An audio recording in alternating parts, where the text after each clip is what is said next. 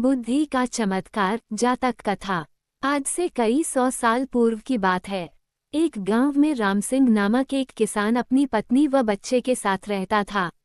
रामसिंह अनपढ़ व गरीब था, मगर अपने बेटे सुंदर को वह पढ़ा लिखाकर किसी योग्य बनाना चाहता था ताकि उसका बेटा भी उसकी भांति उम्र भर मेहनत मजदूरी न करता रहे। अपने पुत्र से उसे बड़ी आशाएं थीं। लाखों सपने उसने अपने पुत्र को लेकर संजो डाले थे। वही उसके बुढ़ापे की लाठी था। उसका बेटा सुंदर भी काफी बुद्धिमान था। वह गांव के पंडित कस्तूरीलाल के पास जाकर शिक्षा ग्रहण कर रहा था। उसने भी अपने मन में यही सोचा हुआ था कि वह भी पढ़ लिखकर बड़ा आदमी बनेगा और अपने माँ बाप के कदमों में दुनिया भर की सारी खुशियाँ और सारे सुख लाकर डाल देगा। इंसान यदि किसी लक्ष्य को निर्धारित कर ले और सच्चे मन से उसे पाने का प्रयास करे तो वह उसमें सफलता प्राप्त कर ही लेता है। ऐसा ही सुंदर के साथ भी हुआ। वह अपनी कक्षा में अच्छे नंबरों से उत्तीर्ण हुआ। सारे गांव में उसकी खूब वाहवाही हुई। अपने बेटे की इस सफलता पर रामसिंह का मस्तक भी गर्व से ऊंचा हो उठा। एक रात रामसिंह ने अपनी पत्नी से कहा, सुंदर की माँ, मेरे मन में सुंदर को लेकर काफी दिनों से एक विचार उठा रहा है। कहो जी। रामसिंह की पत्नी ने कहा, ऐसी क्या बात है? क्या सुंदर की शादी ब्याह का विचार बनाया है? अरे भगवान, शादी ब्याह तो समय आने पर हम उसका करेंगे ही, मगर अभी उसे अपने पैरों पर तो खड़ा होने दें। मेरा तो यह विचार है कि क्यों न हम उसे शहर भेज दे ताकि वहां जाकर कोई अच्छा सा काम धंधा सीखकर कुछ बनकर दिखाए। यहाँ गांव में तो बस मेहनत मजदूरी का ही धंधा है। पढ़ने लिखने के बाद भी यदि उसे यही धंधा करना है तो पढ़ाई लिखाई का लाभ ही क्या है? हमारा तो अपना कोई खेत भी नहीं है जिसमें मेहनत करके वो कोई तरक्की कर सके। मगर सुंदर के बापू, सुंदर ने तो आज तक शहर देखा ही नहीं है, हम किसके भरोसे उसे शहर भेज दें? सुंदर की मां कमला ने कहा, माना कि हमारा सुंदर समझदार और सूझबूझ वाला है और शहर में वो कोई अच्छा सा काम धंधा तलाश भी लेगा, मगर शहर में टिकने का कोई ठिकाना भी तो चाहिए। सुनो सुंदर की मां, शहर में मेरा एक मित्र है। हालांकि हम दोनों वर्षों से एक दूसरे से नहीं मिले, मगर फिर भी मुझे उम्मीद है कि यदि मैं सुंदर को उसका पता ठिकाना समझाकर भेजूं तो वह अवश्य ही उसे शरण देगा और रोजी रोजगार ढूंढने में वह सुंदर की सहायता भी करेगा। बात तो आपकी ठीक है सुंदर के बापू, लेकिन मेरा मन नहीं मान रहा कि मैं अपने लाल को अपनी आंखों से दूर करूं। ऐसा तुम अपनी ममता के हाथों मजबूर होकर कह रही हो, मगर दिल से तो तुम भी यही चाहती हो कि हमारा बेटा तरक्की करे। इसलिए दिल को मजबूत बनाओ। सुंदर शहर जाकर कुछ बन गया तो हमारा बुढ़ापा भी सुख से गुजरेगा। और इस प्रकार रामसिंह ने अपनी पत्नी को समझा बुझाकर सुंदर को शहर भेजने के लिए राजी कर लिया। उसी शाम सुंदर जब अपने यार दोस्तों के साथ खेल कूद कर घर वापस आया तो रामसिंह ने बड़े प्यार से अपने पास बैठाया और अपने मन की बात बता दी। सुंदर यह जानकर बहुत खुश हुआ कि उसका बापू उसे शहर भेजना चाहता है। वास्तव में सुंदर भी यही चाहता था कि वो किसी प्रकार शहर चला जाए और वहां कोई ऐसा काम धंधा करे जिससे उसका परिवार सदा सदा के लिए गरीबी से छुटकारा पाकर सुख भोगे। अतः पिता का प्रस्ताव पाकर वह बड़ा खुश हुआ और बोला, पिताजी, चाहता तो मैं भी यही था कि पढ़ लिख कर शहर जाऊं और अच्छी सी नौकरी करके घर की कमाई में आपका हाथ बटाऊं, मगर कहीं आप मुझे शहर भेजने से इनकार न कर दें, यही सोचकर मैंने आपसे अपने मन की बात नहीं कही। मगर अब जब आप स्वयं ही मुझे शहर भेजने के इच्छुक हैं तो इससे अधिक खुशी की बात मेरे लिए भला और क्या हो सकती है। मैं अवश्य ही शहर जाऊंगा। और प्रकार दूसरे ही दिन रामसिंह ने उसे दीन दुनिया की ऊंच नीच समझाए और अपने मित्र का पता देकर शहर के लिए विदा कर दिया। सुंदर काफी सूझबूझ वाला समझदार युवक था। अपने माता पिता के दुख दर्द को वह भली भांति समझता था। वह ये भी जानता था कि गांव में रहकर तो उसका भविष्य अंधकार में ही डूबा रहेगा, जबकि उसकी इच्छा बड़ा आदमी बनकर अपने माता पिता को भरपूर सुख देना था। अतः खुशी खुशी वह शहर के लिए रवाना हो गया। शहर आकर सुंदर की आंखें चुंधिया गईं। खूब भीड़ भड़का, सजी संवरी दुकानें, तागे इक्कों का आवागमन। खैर, आश्चर्य से वह सब देखता सुंदर अपने पिता के कथित दोस्त से मिलने चल दिया। लेकिन जब वह पता के बताए स्थान पर पहुंचा तो पता चला कि उसके पिता का दोस्त रामचंद्र तो न जाने कब का मर खप गया और अब तो उसके परिवार का भी कोई अता पता नहीं था। ये जानकर सुंदर बहुत निराश हुआ और सोचने लगा कि अब क्या होगा। आशा निराशा तो जीवन में चलती ही रहती है, लेकिन सुंदर उन युवकों में से नहीं था जो हताश होकर बैठ जाते हैं। उसमें हिम्मत और आत्मविश्वास कूट कूट कर भरा था। उसने अपने आप को दिलासा दिया और बोला, बेटे सुंदर, निराश होने से कुछ नहीं होगा। अब शहर आ ही गए हैं तो कुछ करके ही लौटेंगे। माँ और बापू ने मुझसे बड़ी उम्मीदें लगा रखी हैं, मैं ही उनके बुढ़ापे की लाठी हूँ। अब शहर आ ही गया हूँ तो कुछ बनकर ही लौटूंगा। तुझे याद नहीं, गांव में मास्टर जी कहा करते थे, हिम्मत-ए मर्दा, मदद-ए खुदा।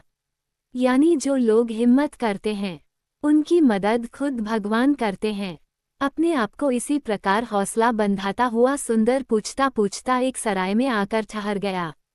उसने स्नान आदि से निवृत्त होकर थोड़ा आराम किया, फिर किसी नौकरी की तलाश में निकल पड़ा। वह जहाँ भी नौकरी मांगने जाता, दुकानदार उसके बातचीत करने के ढंग और उसकी सूझबूझ से प्रभावित तो होता, किंतु कोई जान पहचान न होने के कारण उसे नौकरी नहीं मिल पाती थी। इसी प्रकार कई दिन गुजर गए। सुंदर गांव से अपने साथ जो रुपया पैसा लेकर आया था वह भी लगभग समाप्त होने को था। अब तो सचमुच सुंदर को चिंताओं ने आ घेरा। वह सोचने लगा कि काश शहर में उसकी कोई जानकारी होती तो अवश्य ही उसे कोई नौकरी मिल जाती। एक दिन की बात है, सुंदर थक हार कर एक पेड़ के नीचे बैठा मौजूदा स्थिति के विषय में सोच रहा था। उससे कुछ ही दूरी पर राजकर्मचारी पेड़ की ठंडी छांव में बैठे गपशप कर रहे थे। अन्ना सा सुंदर उनकी बातें सुनने लगा। एक दूसरे से कह रहा था, कुछ भी कह भाई रामवीर, तू है बड़ा नसीब वाला। हम दोनों साथ साथ ही राजदरबार की सेवा में आए थे, मगर तू तरक्की करके राजाजी का खजांची बन गया और मैं रहा सिपाही का सिपाही। इसे कहते हैं तकदीर। तकदीर भी उन्हीं का साथ देती है गंगाराम, जो सूझबूझ और हिम्मत से काम लेते हैं।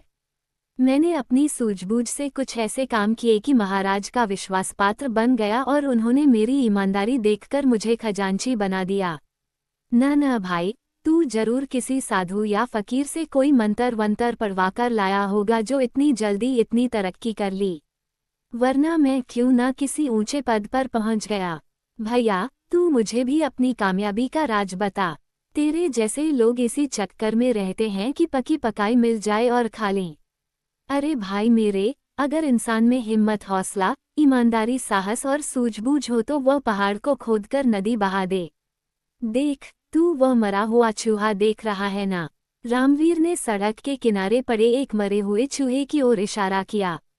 हाँ, देख रहा हूँ। आने जाने वाले लोग भी उसे देख रहे हैं और घृणा से थूककर दूसरी ओर मुंह फेरकर निकल रहे हैं। रामवीर भाई, मैं तुझसे तेरी कामयाबी का रहस्य पूछ रहा था और तू मुझे मरा हुआ चूहा दिखा रहा है। ये क्या बात हुई? गंगाराम, मैं तुझे कामयाबी की बाबत ही बता रहा हूँ। सुन, लोग उस मरे हुए चूहे पर थूककर जा रहे हैं, मगर कोई सूझबूझ वाला इंसान इस मरे हुए चूहे से भी 4 पैसे कमा लेगा।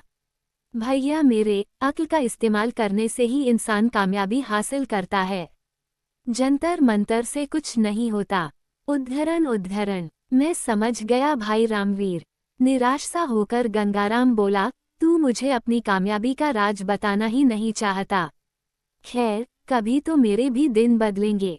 अब चलते हैं। इस प्रकार वे दोनों राजकर्मचारी उठकर चले गए। वे तो चले गए, मगर खजांची रामवीर की चूहे वाली बात ने सुंदर के दिमाग में खलबली सी मचा दी। उसके दिमाग में रामवीर की कही बात बार बार गूंज रही थी। लोग उस मरे हुए चूहे पर थूक थूक कर जा रहे हैं, मगर कोई सूझबूझ वाला इंसान इस मरे हुए चूहे से भी 4 पैसे कमा लेगा।